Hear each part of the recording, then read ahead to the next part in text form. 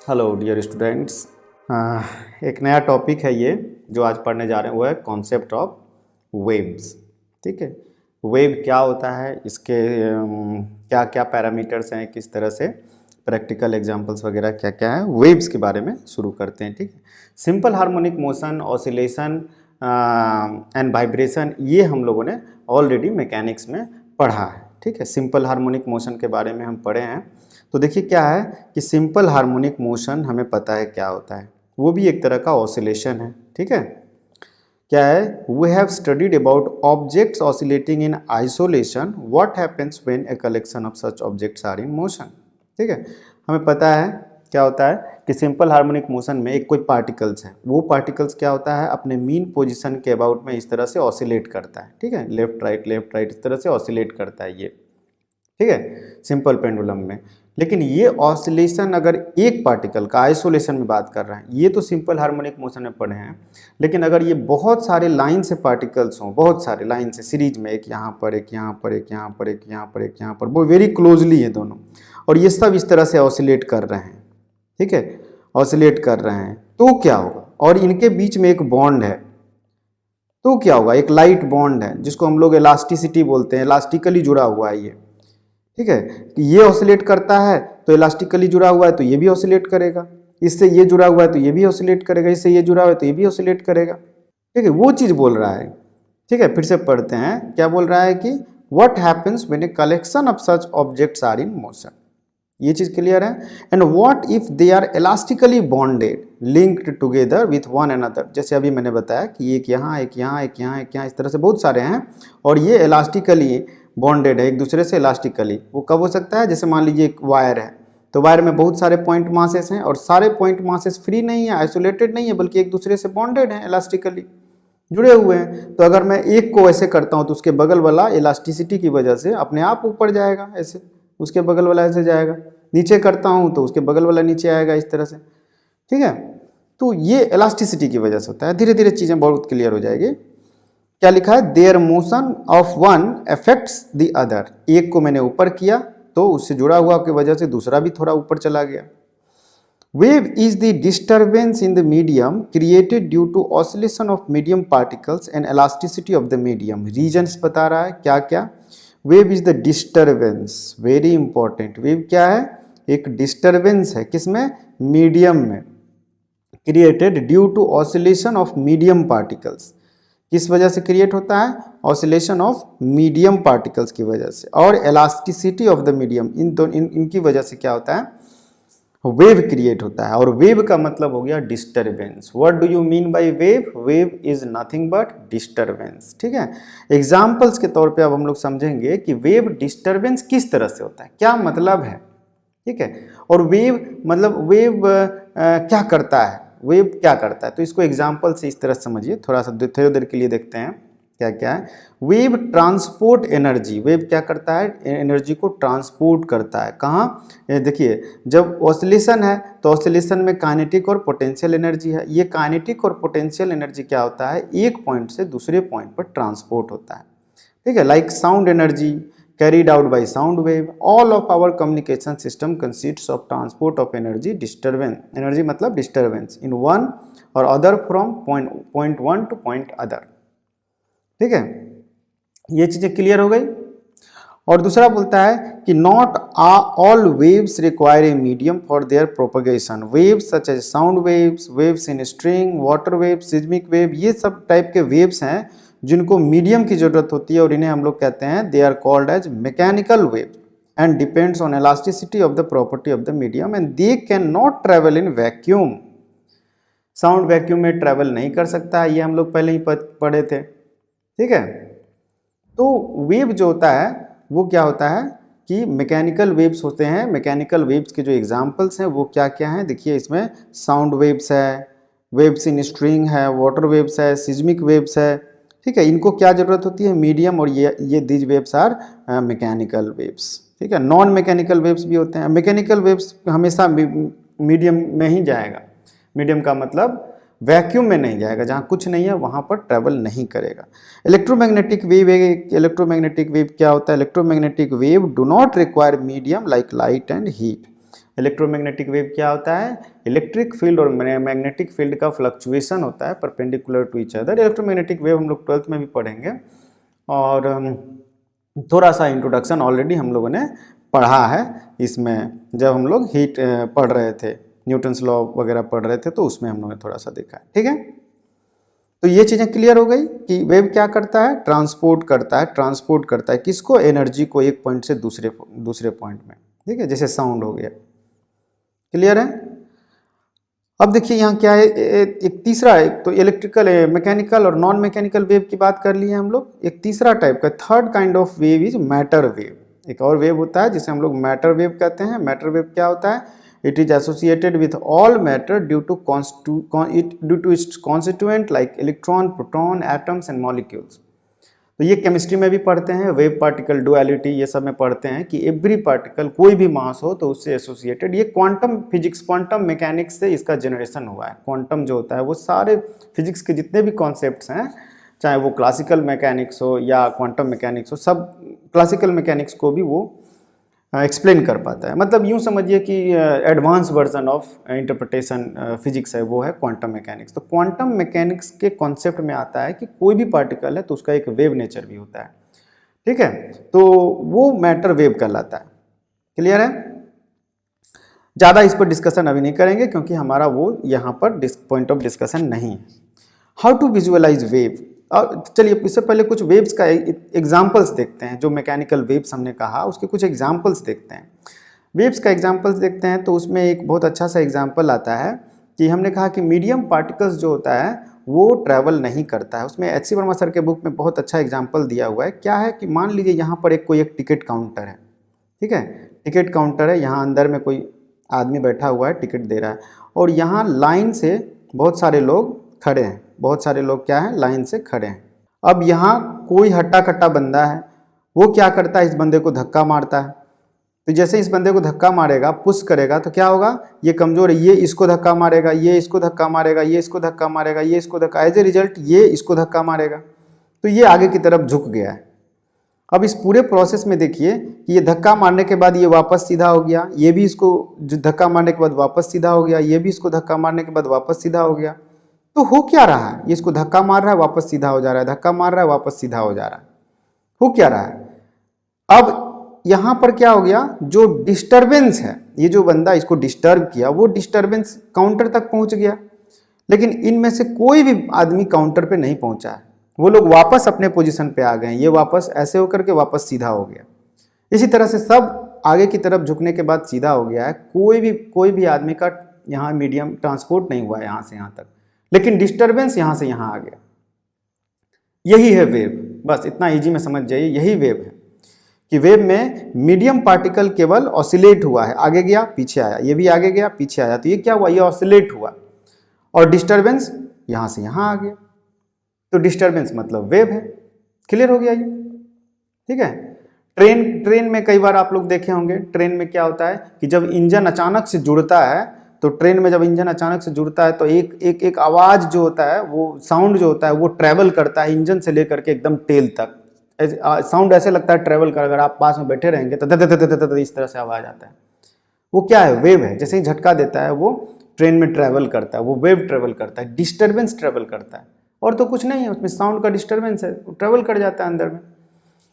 ठीक है। वाटर के ऊपर में, पानी के ऊपर में आप क्या करते हैं, मान लीजिए ये पानी है, पानी के ऊपर में एक रिपल्स, कुछ एक पत्थर अगर फेंकते हैं तो वो ऊपर नीचे ऐसे चारों तरफ सर्कल बनाता है ऐसे। तो ये सर्कल जो बनाता है, ये वेव्स जो है ये ट्रैवल करता है इस तरह से, डिस्टर्बेंस चारों तरफ ट्रैवल कर रहा है।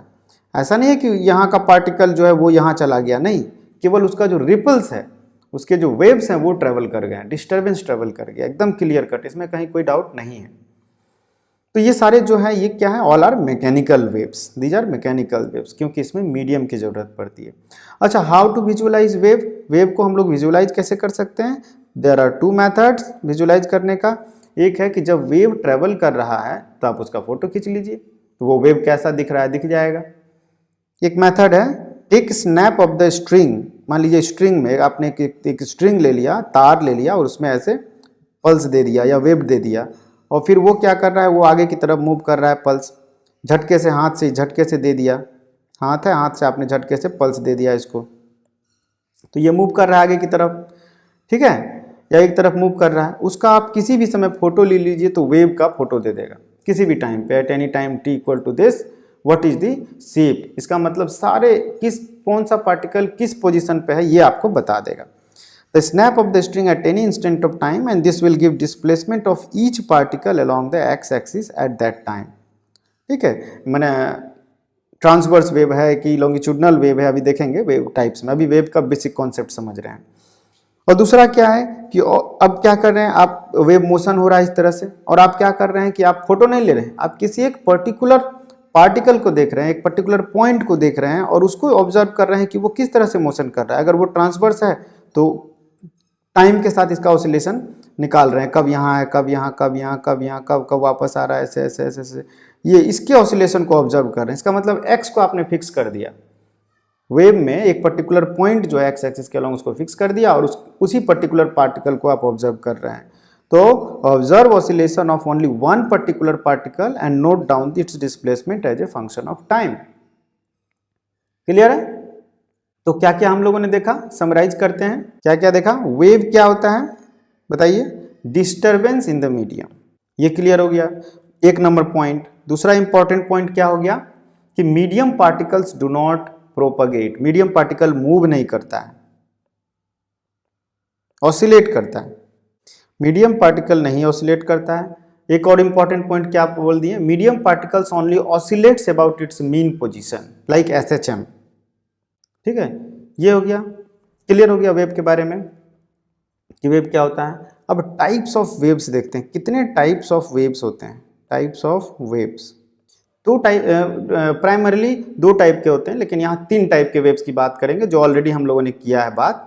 उसमें हमने क्या है कि मैकेनिकल वेव्स जो होता है वो एक है और दूसरा है नॉन मैकेनिकल वेव। मैकेनिकल में भी आप अगर हम ऐसे लिखते हैं कि ये ट्रांसवर्स वेव है, ये दूसरे क्लासिफिकेशन है ट्रांसवर्स वेव, और एक होता है लॉन्गिट्यूडनल वेव, और एक होता है मैटर वेव। ये तीनों हम लोगों ने डिस्कस किया वहाँ पर।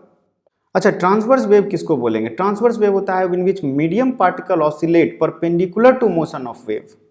ठीक है, ये होता है perpendicular to, like transverse wave in string और इलेक्ट्रोमैग्नेटिक वेव EMW।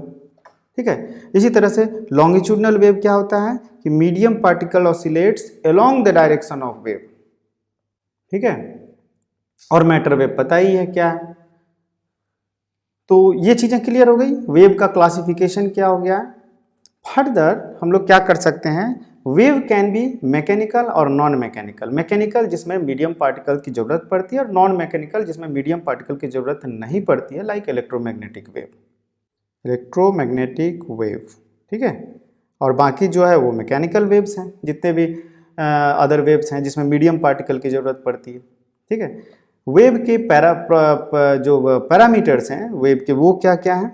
वेव जो पैरामीटर्स है वो देखिए, मान लीजिए कि इस टाइप का अगर हम वेव देते हैं, इसको साइनोसॉइडल वेव बोलते हैं, ये साइन कर्व है।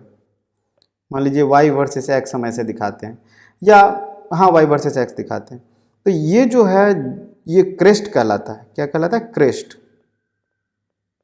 जो सबसे मैक्सिमम एम्पलीट्यूड में है, ये इसका एम्पलीट्यूड है। Maximum displacement from the mean position on either side of the, जैसे मान लीजिए कोई पार्टिकल है, ये पार्टिकल है, ये पार्टिकल ऐसे ऑसिलेट कर रहा होगा ऐसे, तो एक हो गया आपका एम्पलीट्यूड, इसको ए बोल लेते हैं, या इसको क्रेस्ट बोल लेते हैं। तो ये जो दो क्रेस्ट के बीच में जो डिस्टेंस है, ये इसे हम लोग बोलते हैं वेवलेंथ, लैम्डा से डिनोट किया जाता है। तो पैरामीटर्स की बात करें तो एक हो गया एम्पलीट्यूड, जिसको बोलेंगे maximum displacement of the oscillating particle on either side of the mean position. तो एम्पलीट्यूड क्लियर हो गया। दूसरा होता है वेवलेंथ, ठीक है, डिस्टेंस बिटवीन टू जो सेम फेज में, सेम फेज। अब ये फेज क्या है? फेज का मतलब है कि ये पार्टिकल जो है इस समय नीचे की तरफ आ रहा है और ये भी पार्टिकल इस समय जस्ट नीचे की तरफ आना शुरू हुआ है, सेम डायरेक्शन, सेम फेज में है। ये ऊपर की तरफ अब जाना शुरू होगा, ये अभी देखेंगे हम लोग अच्छे से, इसलिए अभी कंफ्यूज नहीं होना है। ठीक है। तो इसी तरह से आपका वेवलेंथ हो गया, वेवलेंथ ये लैम्डा हो गया। कोई भी दो पार्टिकल ले लीजिए और वो अगर दोनों सेम फेज में है तो इसका मतलब उनके बीच का डिस्टेंस जो होगा वो वेवलेंथ होगा। जरूरी नहीं है कि वो क्रेस्ट ही हो, ये हम यहाँ से भी ले सकते हैं। अगर ये कोई है और यहाँ पर ठीक इसी के अपोजिट यहाँ पर होगा तो वो सेम फेज में होगा तो ये भी लैम्डा होगा। ठीक है, बस सेम फेज होना चाहिए, या फेज डिफरेंस जो है उनके बीच में इंटीग्रल मल्टीपल ऑफ पाई होना चाहिए। सेम फेज का मतलब हो गया कि 1 पाई 2 पाई 3 पाई का डिफरेंस हो सकता है। ठीक है, तो 1 पाई का डिफरेंस है तो वो वेवलेंथ लैम्डा आएगा 1 लैम्डा। क्लियर है, उसी को वेवलेंथ बोलेंगे। उसके बाद टाइम पीरियड है, तो 1 टाइम पीरियड का मतलब क्या हो गया, 1 टाइम पीरियड, एक पार्टिकल 1 ऑसिलेट करने में कितना टाइम लेता है। ठीक है, that is time period. Lambda को हम लोगों ने कहा है वेवलेंथ। ठीक है, लैम्डा ये जो है ये वेवलेंथ है। कैपिटल टी से नॉर्मली डिनोट किया जाता है और ये है time to complete 1 oscillation. Frequency क्या होता है, न्यू से डिनोट किया जाता है और ये है आपका 1 बाई टाइम पीरियड, मतलब कि 1 सेकेंड में कितना बार ऑसिलेट करता है। इसको लिखेंगे number of oscillation in 1 second पर सेकेंड। यही सब टर्म है, फ्रीक्वेंसी है, वेवलेंथ है, टाइम पीरियड है, एम्पलीट्यूड है, एंगुलर फ्रीक्वेंसी होता है, नंबर ऑफ एंगुलर फ्रीक्वेंसी वो भी होता है। इसको ओमेगा से डिनोट किया जाता है और ओमेगा इक्वल टू होता है 2 पाई बाई टी। समझे, या इसको लिख सकते हैं 2 पाई टाइम्स फ्रीक्वेंसी न्यू। ये भी क्लियर है, कहीं कोई दिक्कत नहीं है। ये सब क्या है, पैरामीटर्स हैं वेव के, ये सब वेव के पैरामीटर्स हैं। अब वेव को हम लोग चलिए थोड़ा सा देखते हैं कि वेव इन स्ट्रिंग कैसे होता है। ट्रांसवर्स वेव देखते हैं यहाँ पर। ठीक है, तो जब भी कहीं से वेव जनरेट होता है तो उसका एक सोर्स होता है। ठीक है, क्या होता है, सोर्स होता है, कहीं ना कहीं से उसको एनर्जी का सोर्स मिलता है, तभी वेव जनरेट होकर के आगे प्रोपगेट होता है। तो सपोज कीजिए एक स्ट्रिंग ले लिया हमने, ये एक स्ट्रिंग ले लिया और इसमें क्या किए हम, एक स्ट्रिंग ले करके इसमें एक वेव को हम लोगों ने हाथ से या किसी भी चीज़ से यहाँ पर एक पल्स जनरेट किए। यहाँ पर हमने क्या किया, ऊपर की तरफ एक जर्क दिया, इस तरह से ऐसे जर्क दिया, तो ऐसे जर्क दिया, ऐसे दिया और उसके बाद हाथ से इस तरह से, मतलब अपने हाथ को इस तरह से किए, ऐसे किए कि मतलब स्ट्रिंग को एक शेप दे दिए शुरू में ऐसे करके, और वो शेप देने के बाद फिर हाथ को वापस स्थिर कर दिए। तो क्या हो गया, जैसे ही ऐसे ऐसे करके छोड़ते हैं तो एक पल्स उसमें दे दिए, इस टाइप का पल्स दे दिए और छोड़ दिया हाथ को, तो ये पल्स क्या होता है, आगे की तरफ धीरे धीरे मूव करता है। यही है प्रोपोगेशन ऑफ वेव। तो यहाँ हम लोग उसका मैकेनिज्म देखते हैं किस तरह से होता है। हमने इसको क्या किया, मान लीजिए ऊपर किया, यहाँ एक पार्टिकल, सबसे पहली बात तो बहुत सारे पार्टिकल्स हैं यहाँ पर, उसी से समझना है। स्ट्रिंग है तो पार्टिकल्स हैं, इंट्रोडक्शन में जो मैंने बोला, और ये इलास्टिकली कनेक्टेड है। तो इसको मैंने क्या किया, ऊपर की तरफ यहाँ पर दिया, यहाँ ले गया। तो जब इसको ऊपर दिया तो अब ये पार्टिकल भी इसकी वजह से, इस वाले की वजह से ये पार्टिकल भी ऊपर जाने के लिए रेडी है। तो ये हल्का सा ऊपर जाने के लिए रेडी है, ये यहाँ आ चुका है। ठीक है, उसके बाद जब इस पार्टिकल को और ऊपर करेंगे और ऊपर की तरफ यहाँ, तो ये वाला पार्टिकल यहाँ आ गया है और ये वाला पार्टिकल अब आने के लिए रेडी है। समझ रहे हो। अब उसके बाद जब वापस करने जाएंगे इस वाले पार्टिकल को नीचे की तरफ लाएंगे, ये वाले को हम नीचे की तरफ लाएंगे, तो ये वाला तब तक ऊपर चला जा चुका रहेगा यहाँ पे। समझ रहे हो, इसको पहले यहाँ ले गए तब ये यहाँ पर है, फिर इसको यहाँ ले गए तो ये आगे ऊपर आ चुका है, फिर इसको जब वापस ऐसे ले जाएंगे तब तक ये अपने इनर्शिया इलास्टिसिटी की वजह से यहाँ जा चुका रहेगा। ठीक है, तो दिखाते जा रहे हैं धीरे धीरे, यहाँ चले गए। उसके बाद फिर से क्या किए, इस पार्टिकल को सबको अलग अलग पॉइंट पर दिखाना पड़ता है, बहुत सारे डायग्राम बन जाएंगे।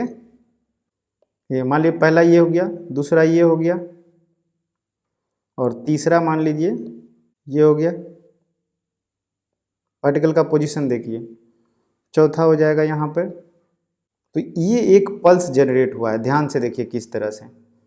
पहला ये है, पहला करेंगे तो ऐसा, दूसरा करेंगे तो ये ऐसे हो गया, ये वाला पार्टिकल यहाँ है, तीसरा ये ऐसे है, चौथा ये ऐसे शेप ले लिया है।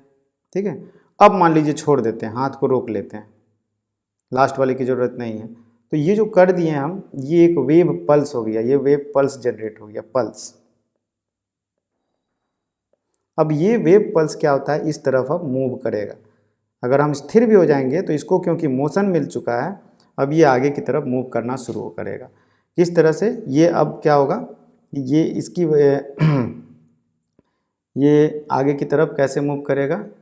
अब ये वाला पार्टिकल जो है इस समय क्या है, नीचे की तरफ आ रहा है, तो ये पार्टिकल यहाँ आ जाएगा, ये वाला नीचे की तरफ यहाँ आ जाएगा, ये वाला पार्टिकल ऊपर चला जाएगा, ये जो यहाँ है वो यहाँ आ जाएगा। ठीक है, इस तरह से आगे की तरफ लिख सकते हैं हम लोग। तो लिखा जाए, ये हो गया यहाँ एक पार्टिकल हो जाएगा आपका, ये यहाँ हो जाएगा, रेड से ही करते हैं, ये यहाँ हो गया, ये वाला पार्टिकल यहाँ शिफ्ट हो गया, ये यहाँ, और तो मतलब ये इस तरह से देखिए ऐसे हो गया। इसके नीचे वाला में क्या होगा, इसके जस्ट नीचे वाला देखिएगा तो ये ऐसे हो जाएगा, उसके जस्ट नीचे वाला देखिएगा तो ऐसे हो जाएगा, उसके जस्ट नीचे वाला देखिएगा तो ऐसे हो जाएगा, उसके जस्ट, उतना सारा डायग्राम नहीं दिखा रहे हैं, उसके नीचे वाला देखिएगा तो ऐसे हो जाएगा, उसके नीचे वाला ऐसे हो जाएगा, समझ में आ रहा है ना, उसके नीचे वाला ऐसे हो जाएगा, उसके नीचे वाला ऐसे हो जाएगा। मतलब ये वेव आगे की तरफ बढ़ रहा है। ठीक, कितना डायग्राम दिखाएंगे, तो इसका एक एनिमेशन देखते हैं, चीज़ें और क्लियर हो जाए। देखिए इस वेव पल्स को देखिए आप ध्यान से, क्या हो रहा है ध्यान से देखिए।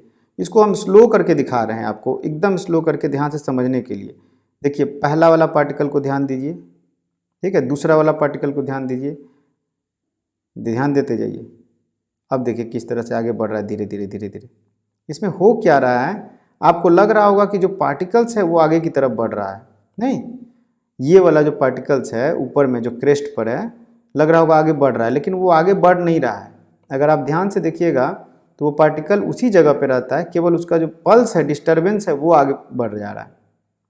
ठीक है, ठीक है, वो पार्टिकल केवल ऊपर नीचे हो रहा है, लेकिन पल्स जो है वो आगे की तरफ बढ़ जा रहा है। ये वेव का ब्यूटी है। एक और एग्जांपल देखिए, इस वाले डायग्राम को अच्छे से देखिए, आप ध्यान दीजिए कि क्या हो रहा है। एक बार को देखिएगा तो आपको लगेगा कि ये जो ब्लू कलर और रेड कलर का जो पार्टिकल्स दिखाया गया है वो ट्रैवल कर रहा है बाएं तरफ, लेकिन ऐसा है बिल्कुल भी नहीं है। जो पार्टिकल्स है वो ट्रैवल नहीं कर रहा है, बल्कि हो क्या रहा है, और एरो से उसका वेलोसिटी दिखाया गया है, मैग्नीट्यूड। अगर आप ध्यान से देखिए तो पार्टिकल बिल्कुल अपने ही जगह पे है, और ट्रैवल क्या कर रहा है, ये पल्स कर रहा है, ब्लैक कलर में जो दिखाया गया। तो क्लियर है, वेव्स के बारे में बहुत सारी चीज़ें, कॉन्सेप्ट क्लियर हो गई। तो ये हमने ट्रांसवर्स वेव देखा। ट्रांसवर्स वेव में क्या होता है कि पार्टिकल्स ऊपर नीचे कर रहा है ऐसे ऐसे, और इसी ऊपर नीचे की वजह से इलास्टिसिटी बहुत बड़ा रोल है। ये ऊपर गया तो उसके पास वाला क्यों ऊपर गया भाई, इलास्टिसिटी की वजह से गया, तो इसलिए इलास्टिसिटी जो है बहुत ज़्यादा इंपॉर्टेंट है। ठीक है, अब हम लोग जो वेव पढ़े हैं वो कौन सा वेव था, ट्रांसवर्स वेव था। तो हम लोग इसमें लिखते हैं कि in transverse wave each element of the medium is subjected to shear stress, ठीक है, which is possible only in solid. ठीक है, therefore transverse wave can not travel in fluids, जिसमें लिक्विड और गैसेस में नहीं कर सकता है। Transverse wave can only travel in solids. Clear हो गया। In liquid and gases shear stress is not possible, so only longitudinal wave can travel through liquid and gases. Clear है। longitudinal wave involve compressive stress, मतलब pressure, which is possible in fluids. compressive stress का मतलब हो गया pressure, ठीक है, which is possible in fluid.